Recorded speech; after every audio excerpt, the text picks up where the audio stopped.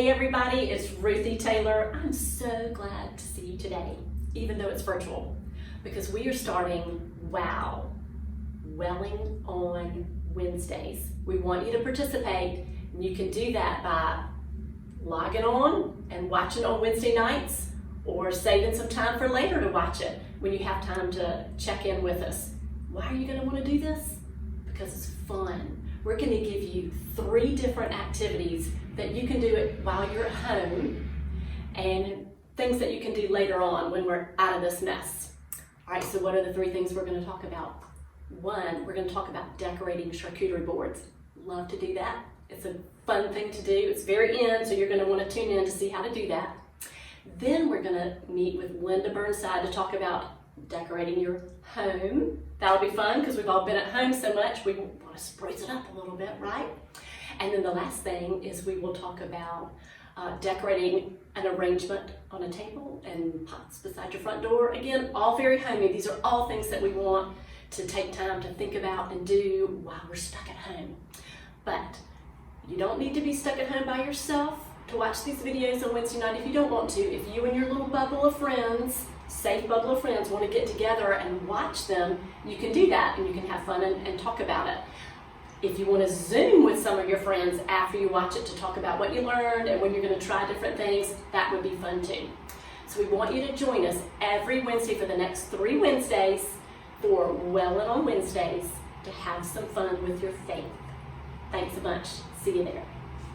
All right, welcome everybody to Wellin on Wednesdays. That's W-O-W, wow, Wellin on Wednesdays. I'm so glad you're here, and I have a friend with me today. I have the fabulous Elizabeth Wynn, and we are decorating charcuterie boards today. So this is the art of charcuterie boards. I love charcuterie boards. Elizabeth loves them as well, so we now have a new common bond between us. My husband actually started making charcuterie boards, which is how we got into it. Tell us how you got into it, Elizabeth. So as we found ourselves in the COVID situation and quarantining, Donald and I were not going out to date night, so we weren't going to restaurants, and I decided to try something new at home, and so I started making boards for date nights, and then the kids got really into it, so started making kid boards, and one thing led to another, and now I do them all the time. And we're so glad that you do, and you're so talented, and you decorate beautifully, and we'll start to look at these. But I also wanted to say one of the reasons I love charcuterie boards, not just because my husband Lawrence makes them, but I can't cook. So all you have to be able to do is open up some packages and do a little cutting and throw a few things together. And so when anybody says they're having a get together, not right now during COVID, but when it's time that you can get together with people, I always sign up to bring the appetizer, which will be a charcuterie board. Yeah, it's perfect. Nobody can say I didn't do a good job cooking. So let's talk about some of the fun boards that we have here. Sure. So this one I did for an example of a Valentine's Day board. Yes, coming right up, girls. And so I incorporated some reds and pinks, and it's got chocolate mixed in, so it's a mix of sweet and savory. In the middle, the brie, I used just a very easy cookie cutter and did heart shapes. Yes, that's a heart shape cutout brie with what's in the middle? Those are pomegranate seeds. That's great. So you can, experiment with cheeses and cookie cutters. That can be really fun for holidays. Well, and that brings me to a point that we should talk about what all goes on a charcuterie board. And charcuterie, by the way, is French. It actually means pork butcher, or one who practices. I did not know that. It does. These things I know. Now, I'm a terrible speller also, so don't ask me to spell charcuterie. But there are kind of some basic ingredients that usually go on a charcuterie board, and then you can vary it from there. So those are things like meat. So, typically you have a couple different types of meat. You have a couple different types of cheeses. You want to have a mix of fruit and vegetables, sweet and savory. It's always good to try with your cheeses to have one that's soft and then one that's kind of middle of the road. And then I always like to do some type of a cheese with a bold flavor or one that might be a little more funky. And so do a real mix of textures, of flavors. I love to do different textures. So you'll see that there's some nuts mixed in. There's chocolates. There's dried fruit. So it's just Pickles and olives, that's sometimes very common. Yes. So the meats and the cheeses, pickles or olives, fruit, whether it's fresh or dried. yeah. Vegetables. The good something thing about charcuterie is you can really, you name it, Yes. you can incorporate it into the board. And it can often be things that you already have. Like I try to keep pickled okra in my pantry. Yeah. Or, or nuts or whatever, so that when you want to throw one together quickly, you can just go to the refrigerator or the cupboard and get whatever you need. There's no set formula. It really can be whatever you have. You can have fun arranging it and doing it different ways. And this is a work of art. There is no doubt. I hope you had fun arranging that one. Thank you. I did. This really has become a fun, creative outlet for me. I mean, it's something that I do now as a hobby and on the side. Yeah, and on the side. Little side job too. I need, a few more things to do. Like we all do. But it's a lot of fun. Well, tell us about this one. That one is super cute. So this started as, a friend of mine did an open house, and she said, Elizabeth, I can't have a group of people come together and all be touching the same things. And so we came up with the cone idea. And this is, so you have your own little individual charcuterie cone. Perfect. And it has some olives. I mean, it's just, these are actually beverage stirs. So I just stuck, there's cheese and, vegetables, the meats, olives. This is kind of fun. This is a honey stick. And then this is a chocolate stick. So it's just incorporating different things that people may like to snack on. And we haven't talked about this yet, but on this one, everything, and on all of them, it's bite size, already cut. That's very important, I think, for a charcuterie board. That's probably one of the most important. The last thing you want to do is spend all this time and effort making something that nobody eats. And so in order for people to actually want to eat it, nobody wants to be the person at a party that makes that first cut. that has to, cut into something or take a big awkward bite. So as much as you can, making little bite-sized pieces, your people will enjoy that much more. Because people can just sort of sneak up, take a little piece and enjoy it. So that's a great thing to do. Yes. All right, this is another fun one. Look at this one. Yes. This one is really focused on kids, and my children love charcuteries for dinner. Now, theirs don't always look this elaborate. Oh, come on, I know they do. No, but they love it, and it's fun because they actually will eat more fruits and vegetables this way than they would if I just put them on their plate. And so it's a fun way to get them to try new things. I mean, on this board you will see some chocolate and some cool desserts mixed in. M&Ms and the Cheetos, the ever popular famous Cheeto, and the goldfish. But also you have, look at these fun colored carrots. Yes, there's carrots, there's strawberries, grapes, blackberries. I mean, there's raspberries, blueberries, there's cucumbers. a lot of good things for them. that are good too. Yeah, and the little pickles. That's so cute. Yes. So cute.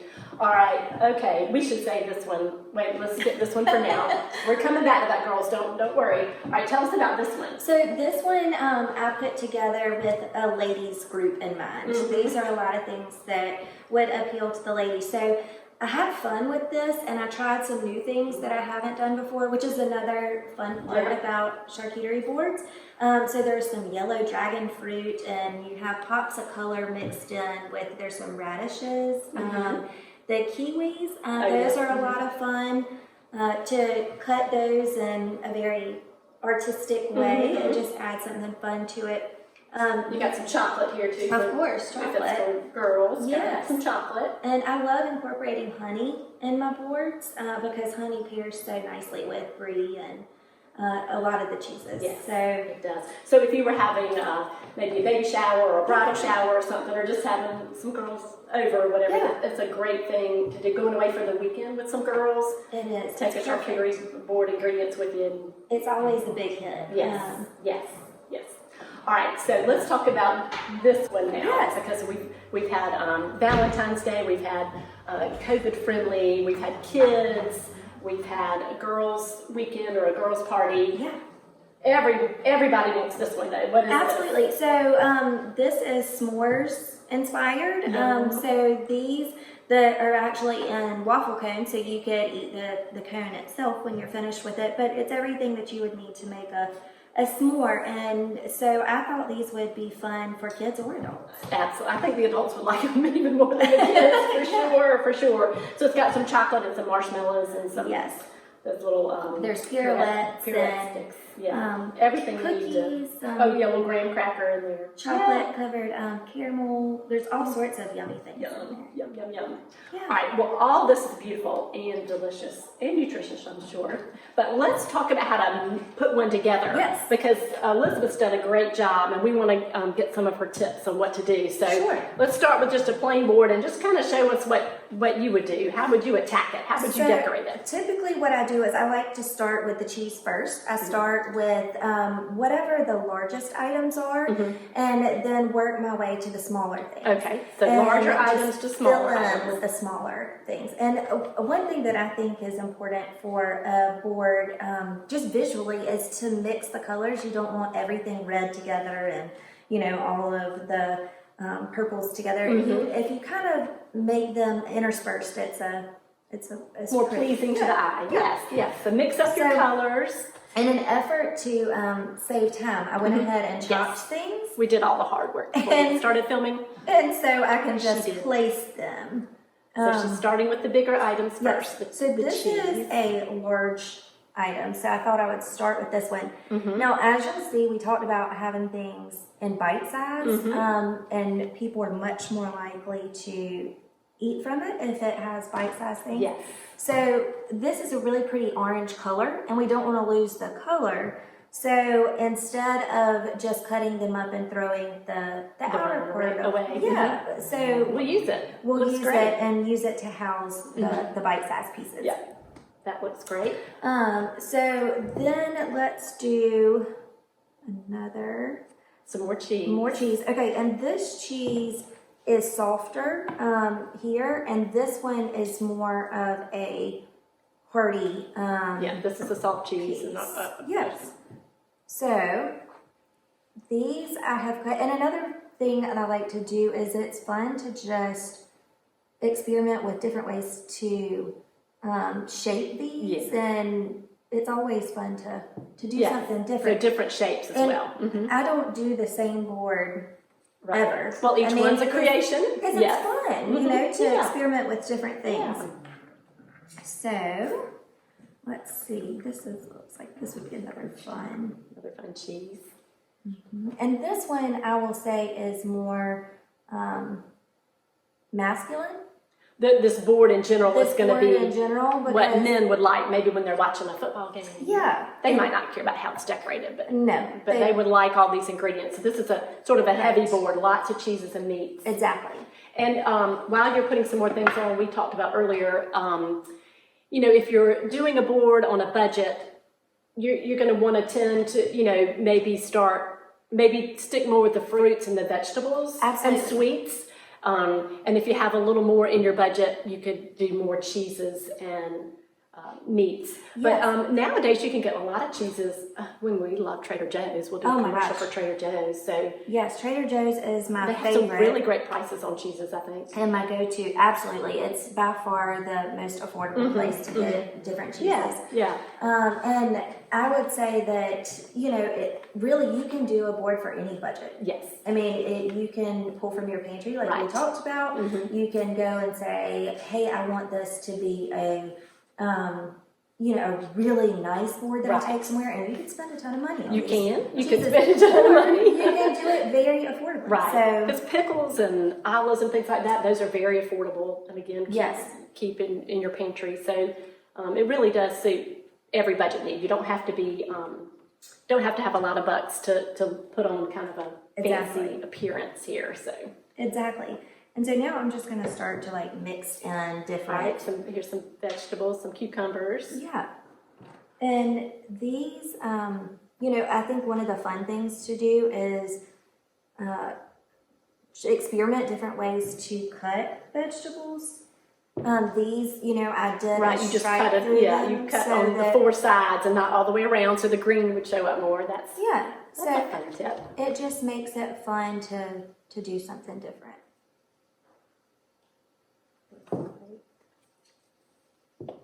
And typically, here's a There's a knife fun right there, yeah. trick. I showed earlier on a board how you can cut kiwi, and all I'm doing is cutting a zigzag Gotcha.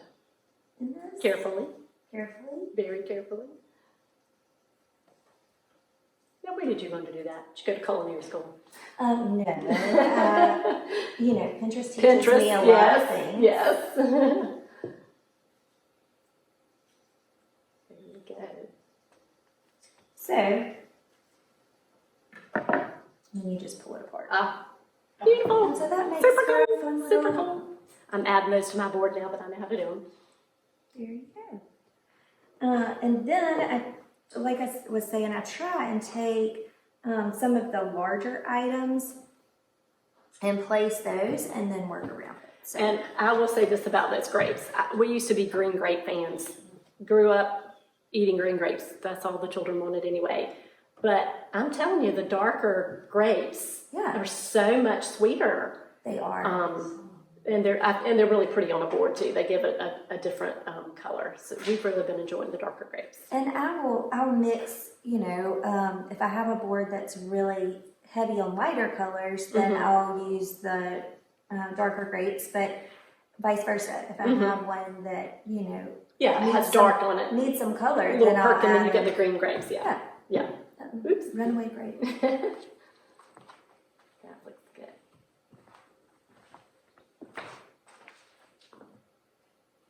What I love about your boards too, the finished products that we've seen, they're so pretty, and they're just packed full. They're like overflowing. And when I first saw one of your boards and we started talking about it, I was like, they're just abundant. I mean, they just have an abundant amount of ingredients. So I think that's another thing to think about. You can choose a smaller board and then just pack it full. Yes, I instead of having a big board and having it look sparse, take a smaller board and Yes, I would much rather have a smaller board Right. that you pack full. that you pack full.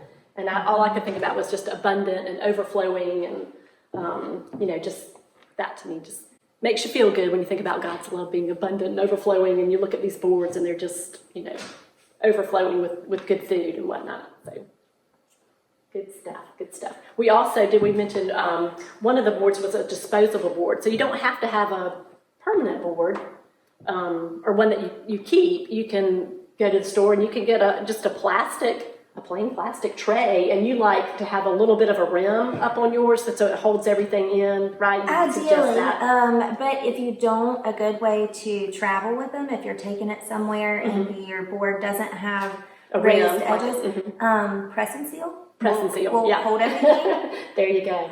So I use lots of press and Lots seal. of press and seal. Yeah. Easier than saran wrap. Yes, That saran wrap will get you. it does.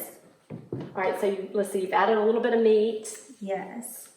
I think I'm going to go ahead and do. Now show us how to curl up the meat. So You typically, do that a lot. I just fold it Fold it twice. Mm-hmm. It makes like a little flour. It That's does. so cute. And you can mix the You can alternate. types of Mhm. meat so Yeah. that it adds some color and variety. That's so cute. And you can, weave them together. There's a lot of different ways you can do this, but this is usually my favorite Yeah. way. And then you just find a way to To stick it in. stick it in, shove it up next to something close. That's right. Yeah. That looks great. And one fun thing I mentioned is, if you have a theme that you're working with, if you're doing it for, back when we did tailgate. Yeah, If you're doing for tailgate one. Yeah. you can do team colors. You could do, if you were having a baby shower and you knew that they were expecting a girl. Right. You can incorporate, more pinks and. And we talked about maybe even you could put a birthday candle on one. You could do it Yes. for somebody's birthday. So a really cute birthday one that I've done is I used brie and I cut it like a piece of cake. Oh yeah. Yes, and then stuck a candle in it. Yeah. So that's usually that's a good go-to for the birthday. Yes. So I'm just doing a different type of meat. Now I'm doing prosciutto. And prosciutto can be fun. I mean, you can take even just like a mozzarella, a string cheese out of your refrigerator and wrap prosciutto around it, and there you have a fancy, appetizer. There you go, and a meat and cheese. And meat and cheese on your charcuterie. So it doesn't have to be all. And some of the stuff you can find sort of pre-done now as well. You can, they're starting to really put that in the grocery stores. They are, and if you don't have time to slice everything and cut everything, you can find a lot of that already done. Yes, we always love when there's time savers. Yes, everything. And talk about close together. Those were pre-done. Yeah. Mm-hmm. So that was an easy thing to incorporate. And like I said, something you could keep in your refrigerator. You could kind of always keep a little package of that so that if you needed something quickly. And I love the rosemary. Rosemary or basil or something you can put in there too to add some color and a little bit of flavor. I try to do those as kind of a garnish. Garnish at the end. Yeah, a finish, but it also does give a really good flavor. Yeah. But this one's a little harder to do because it doesn't have edges. I know, but it is beautiful.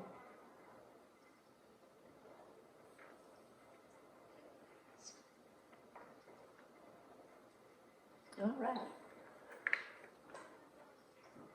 What other tips do we have?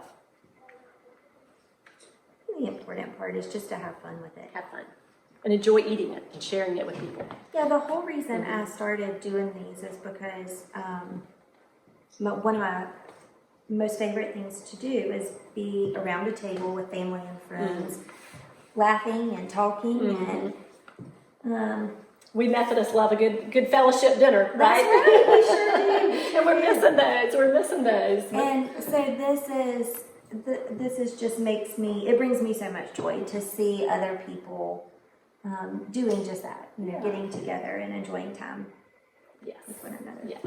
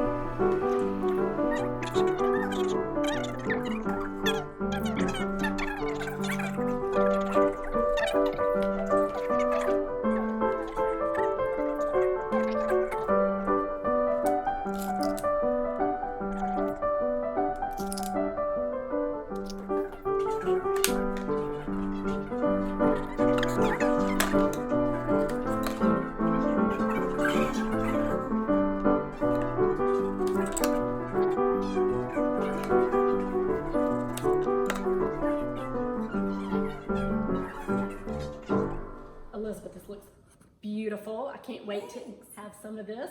And again, I love the way you spend a lot of time filling in and just sort of layering everything on, and you use some of the ingredients to prop things up so that you got them just the way you wanted them to. We didn't really talk about this honey too much, but the honey, you could just take the lid out and here's a little drizzler that you could use to drizzle. That really is key. If you don't have that, then nobody's going to pour it on. Right. So and you got to have one of those little. But honeys and jams, jellies, they're always a fun addition. And in fact, I think as I studied up more on charcuterie boards when we first started using them, that is one of the ingredients that they recommend. Yeah.